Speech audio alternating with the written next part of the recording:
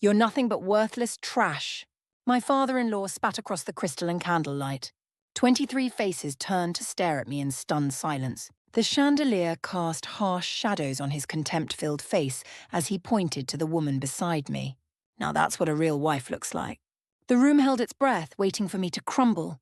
They had no idea I was the anonymous investor keeping his empire alive. But the truth was about to destroy everything. My name is Grace Hartley, and at 32, I'm a captain in the United States Army. Service, discipline, and honor. These were the values I lived by. But at my father-in-law's 65th birthday celebration, Richard Morrison made it clear those values meant nothing to him. The private dining room at Portland's finest hotel reeked of old money and hidden anxieties. Dark wood panels absorbed the candlelight and nervous conversation. Richard stood at the head of the mahogany table, crystal wine glass raised, boasting about his latest business triumph. "And we couldn't have done it," he proclaimed, scanning the room, "without our mysterious silent investor, a true visionary who saved us all." I sat quietly, feeling 23 pairs of eyes studying me. I could hear my husband Nathan's aunts whispering as always, "Too intense. Not feminine enough. Not what we expected for our Nathan." Under the tablecloth, Nathan squeezed my hand, not from love, but from fear. He was terrified of his father, just like everyone else in this room. Richard finished his toast to polite applause. As he sat down, his fake smile vanished the moment his eyes found mine. The warmth disappeared, replaced by pure disdain. He cleared his throat. The room went silent. "You're nothing but worthless trash," he said, each word deliberate and cutting. A grunt soldier. "My son deserves better than you." The silence was absolute. Forks stopped moving. Conversation died. I heard the woman next to me gasp. Time slowed. Like any soldier under attack, I searched for allies, for one friendly face. My eyes moved from Nathan's brother to his sister, to the cousins, to the aunts. Nothing. They all stared at their salmon, suddenly fascinated by the garnish. Not one person would look at me. Their silence was consent, but Richard wasn't finished. He pointed to Mrs. Henderson, his business partner's wife, draped in pearls that cost more than my first car. "Now that's a real wife," he announced with false admiration. "A woman who knows her place, who supports her husband properly." The insult was precise, attacking everything I was, my independence, my military career, my years of service. It dismissed every medal earned, every sacrifice made. I glanced at my mother-in-law, Margaret. She knew about my inheritance, even if she didn't know how much. She gave a tiny shake of her head, her eyes pleading, "Don't challenge him." Her cowardice was permission. In their world, I wasn't just an outsider, I was a failure as a woman. Sharp pain bloomed in my chest, then vanished, replaced by the cold discipline West Point had drilled into me. The hurt was there, but contained, filed away. I set down my fork. The small clink was the only sound. I raised my head and looked directly into Richard's eyes. No tears, just the empty calm after battle. "Thank you for dinner," I said, my voice level, emotionless. I pushed back my chair and stood. With a formal nod, I acknowledged the table. "Grace, don't," Nathan whispered pathetically. But I was already walking toward the heavy doors. My back straight, steps measured. Not running, not fleeing. Making a tactical retreat. The door closed with a solid thud, sealing me from that room of cowards. In the hotel corridor, I pulled out my phone. The screen lit my face in the dim light. The real war was just beginning. I don't remember driving through Portland's misty streets. Wipers sweeping the familiar drizzle. As I drove, tonight's wound reopened older scars. Deep wounds never truly heal. They wait for fresh injury to tear them open. My mind drifted back 8 years to my West Point graduation. The memory should have been triumphant, but it was stained with injustice. Nathan's grandfather, a decorated officer I deeply respected, had died leaving his West Point-class ring with simple instructions. It would go to the first grandchild to graduate from a military academy. I was the only one. The Morrison clan came to the ceremony, fanning themselves in the humid New York heat, looking out of place among military families. Standing in my dress uniform, I searched for them in the crowd, feeling proud and hoping that today they'd finally see what I'd accomplished. That hope died at dinner on the Hudson River. Richard tapped his glass and pulled out a velvet box.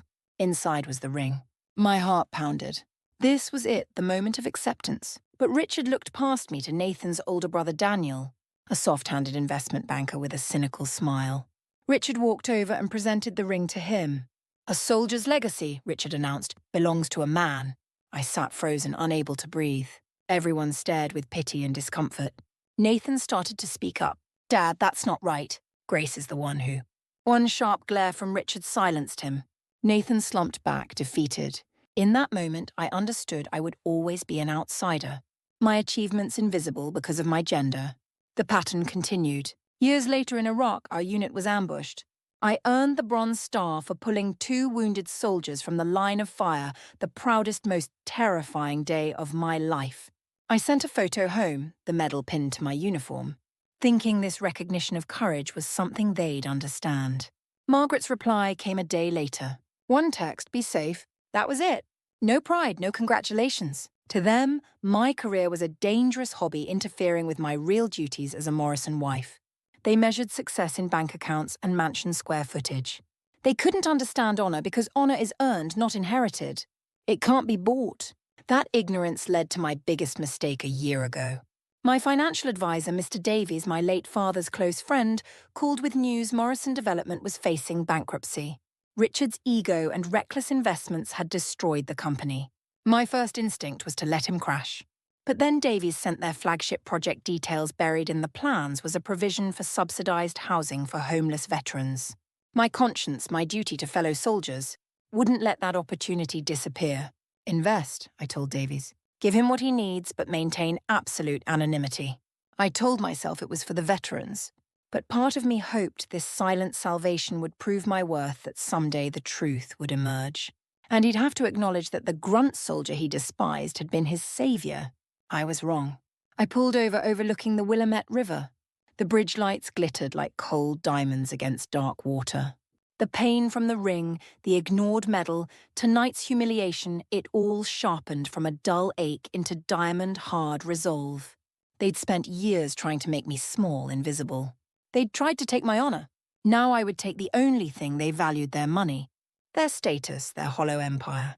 I called Mr. Davies. He answered immediately. Mr. Davies, I said, my voice emotionless, a commander giving orders. Grace? His voice was warm with concern, but I cut him off. Operation Restore Honor is go. Target Morrison Development. Rules of engagement, no mercy. The order wasn't born from one night's anger. It was forged over years of observing the disconnect between my world and theirs.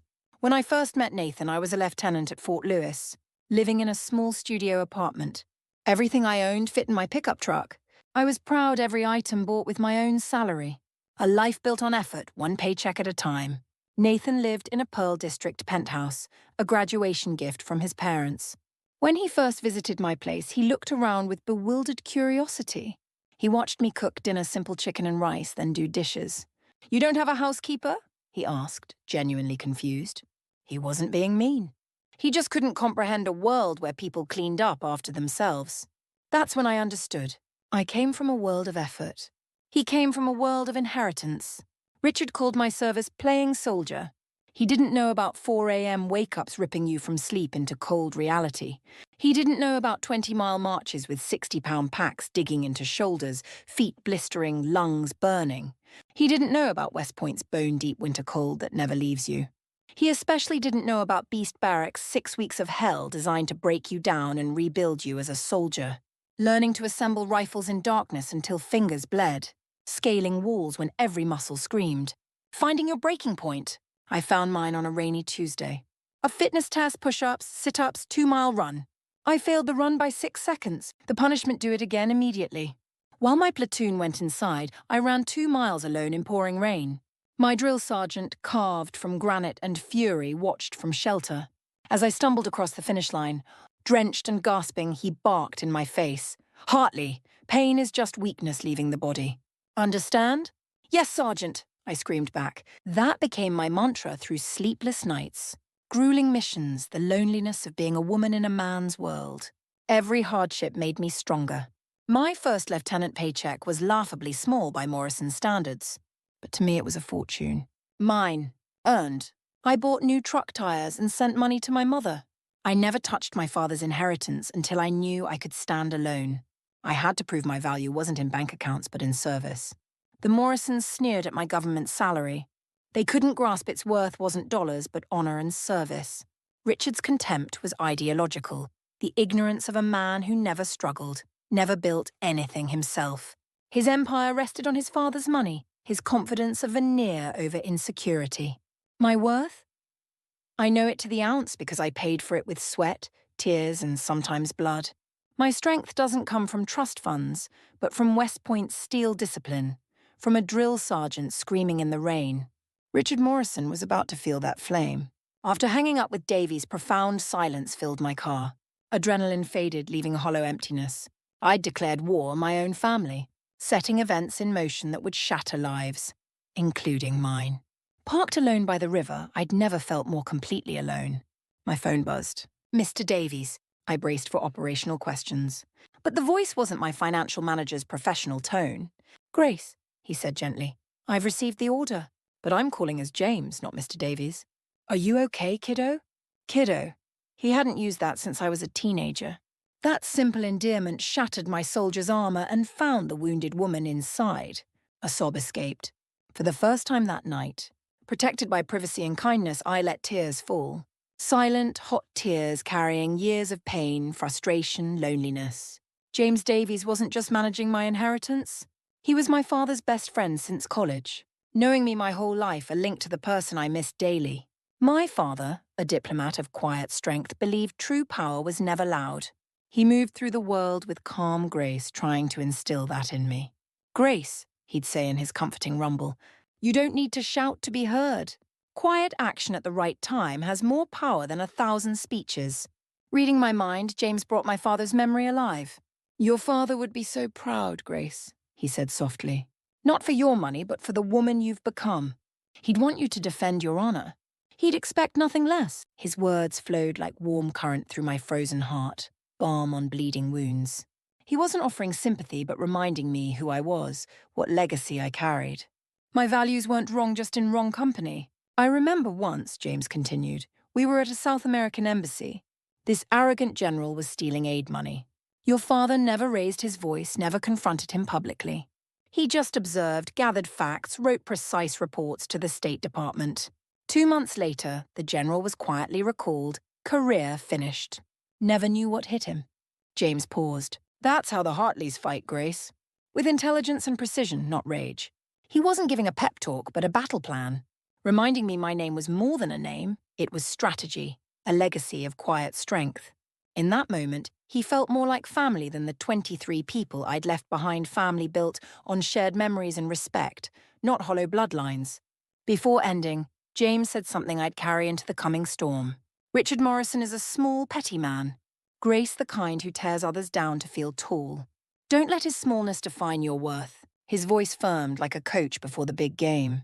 Now rest, Captain. Tomorrow we show him what a soldier's strength really looks like. When the call ended, I sat in silence, but different now. The hollowness was gone, replaced by renewed purpose. Tears had stopped. Cold resolve returned, but this time not brittle with loneliness, fortified with true alliance. I was no longer fighting alone, but for my honor. My family's legacy, with unwavering support. The storm was coming for Morrison's house, and I was ready to command it.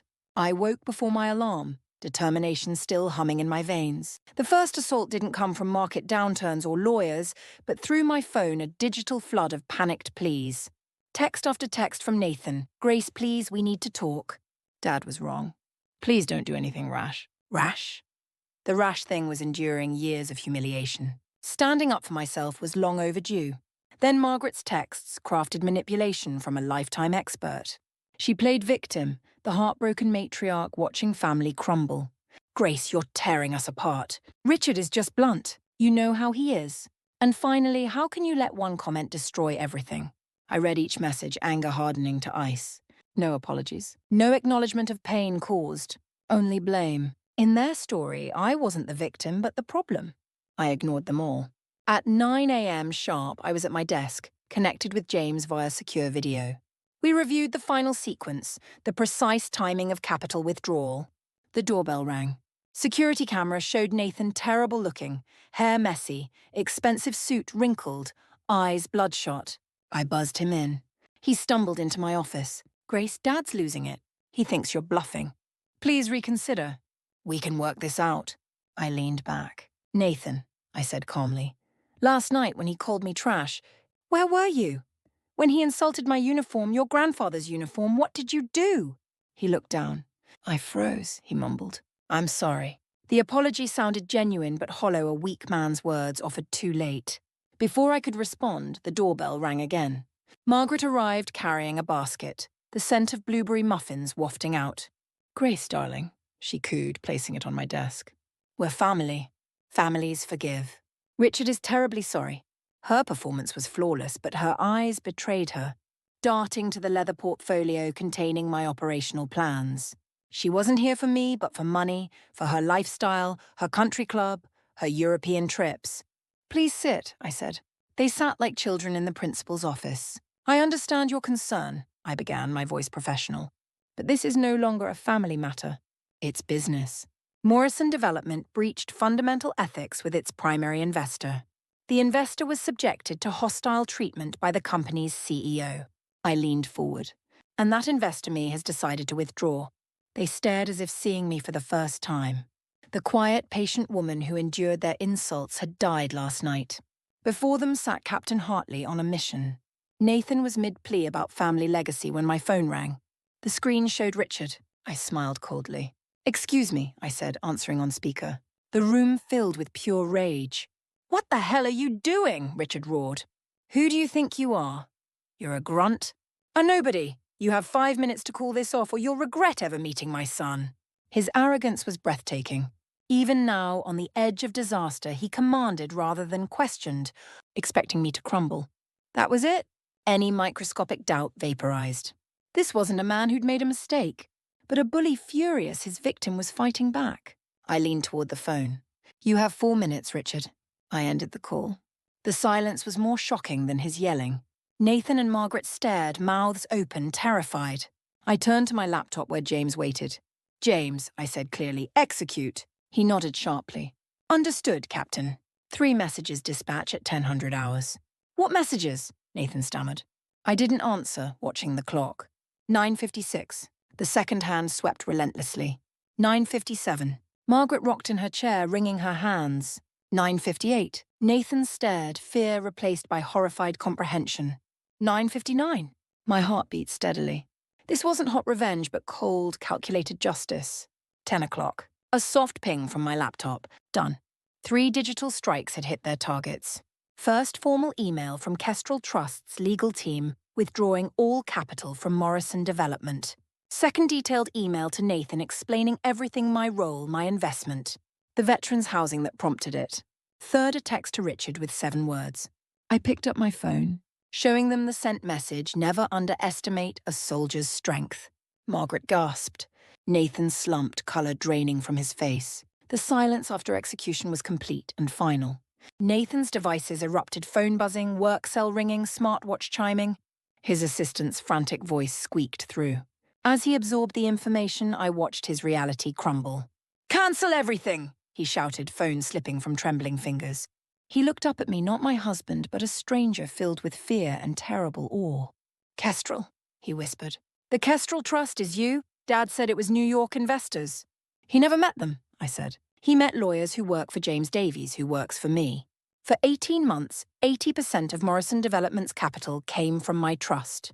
The only reason I invested was the veterans' housing in the Crown Plaza project. Understanding dawned in his eyes.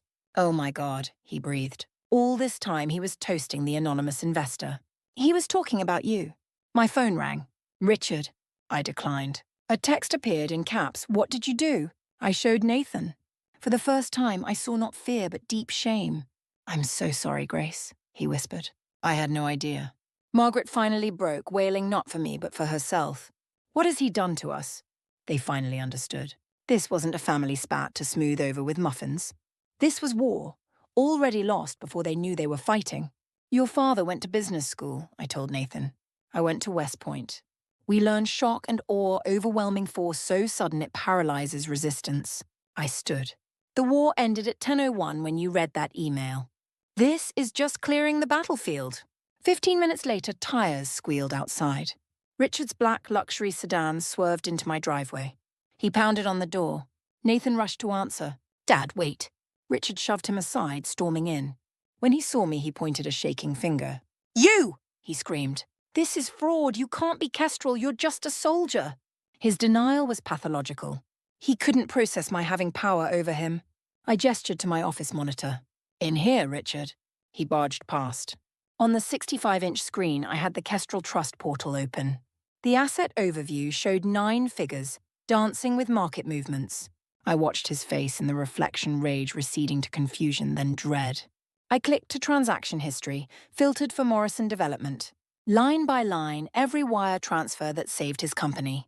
Dates, amounts, routing numbers, his salvation at my hands. Finally, the Trust's charter. Zoom to show beneficiary and sole fiduciary authority, Captain Grace A. Hartley, U.S. Army. He broke. Face ashen, he stumbled backward. No, he whispered. Not possible. I stood, arms crossed. In the military, Richard, we learn reconnaissance. Know your terrain, know your enemy. You failed both. You attacked an ally protecting your flank. Rookie mistake. For you, it'll cost everything. His phone rang his bank. Then his attorney. Then the city planning commissioner. The storm had hit. His lifetime of connections collapsed in real time. He looked at me, rage gone, only desperation left. Grace, he pleaded, we're family. You burned that bridge yourself last night, Richard. After Richard stumbled out, leaving Nathan and Margaret weeping.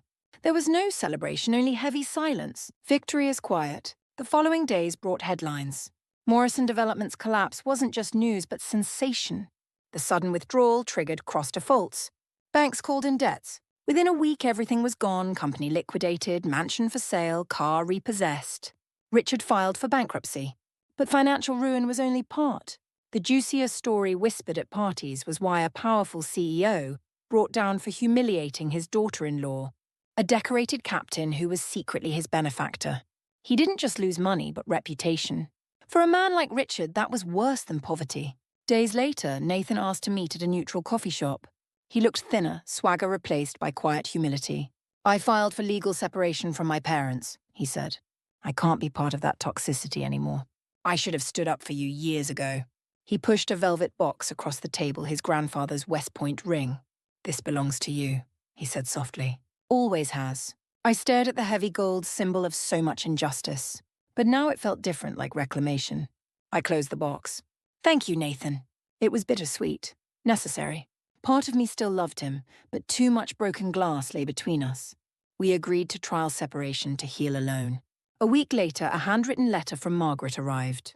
Not what I expected, no excuses, no defense of Richard. Simple apology for years of silence, complicity, weakness. You deserved better, she wrote. I hope someday you can forgive my cowardice. I felt a flicker of pity, but not forgiveness. That journey I'd start alone. Before returning to duty, one last move through James, Kestrel Trust announced partnership with a Marine Veterans Construction Company. First project state-of-the-art residential centre for homeless veterans. Location directly across from Morrison Development's empty headquarters. Every day Richard passed his fallen empire. He'd see the monument to values he scorned, testament to the community he called worthless. My final message service's legacy outlasts greed's legacy. A year later, I returned to Portland on leave. The city unchanged grey sky, damp earth and coffee, Mount Hood's silhouette. The city hadn't changed, but I had. First stop, the construction site. What was vacant was now bustling foundations poured, steel rising, sounds of building. Something new born from something old's ashes. The foreman, burly with marine tattoo, greeted me. Captain Hartley, good to see you. She's coming along. Incredible, I said, smiling. He turned serious. What you're doing here is more than apartments. You're rebuilding lives, giving second chances to those left behind. Don't forget that. His words hit powerfully. He was right. Anger that fueled me was gone, replaced by something warmer, constructive. I'd found better use for my strength. Later I met Nathan. Separation had been good. He'd moved to Seattle, making his own name at a smaller firm, building his life on his terms. We'd started talking again, tentative texts, then long calls. Slowly, cautiously starting over. Our love never died, just buried under fear and misplaced loyalty. Now rebuilding on honesty, equality, respect. Maybe we'll find our way back completely. Maybe not. But the future feels like a blank page, not a history to repeat. Beautiful. I wear the West Point ring on a chain near my heart, no longer symbol of injustice. but reminder of strength needed to fight for beliefs. Honor isn't inherited like jewelry, it's forged daily in adversity's fires. Last day in Portland, I stood at Pittock Mansion overlooking the city bridges, river, skyline. I thought about the journey to this peaceful moment. I didn't destroy Richard's empire from hatred, but from honor. He tried stripping mine, defining me by his small standards. In doing so, he taught me life's most valuable lesson: never let another person define your worth. You define it through actions, principles, and service to others. My legacy won't be the trust's size or buildings. It'll be in soldiers helped, integrity protected, and peace finally found. Sometimes greatest battles aren't on foreign soil with weapons, but at family tables with words and silence. Sometimes to win, to build something stronger, you must burn it down and start fresh. My battle found its peace. Thank you for listening to my journey. Your battles might look different, but are equally real. This channel shares stories of finding strength when powerless, rebuilding when things fall apart. If this resonated, please like and subscribe to join our community. In comments, share one word describing your strength. Your story matters.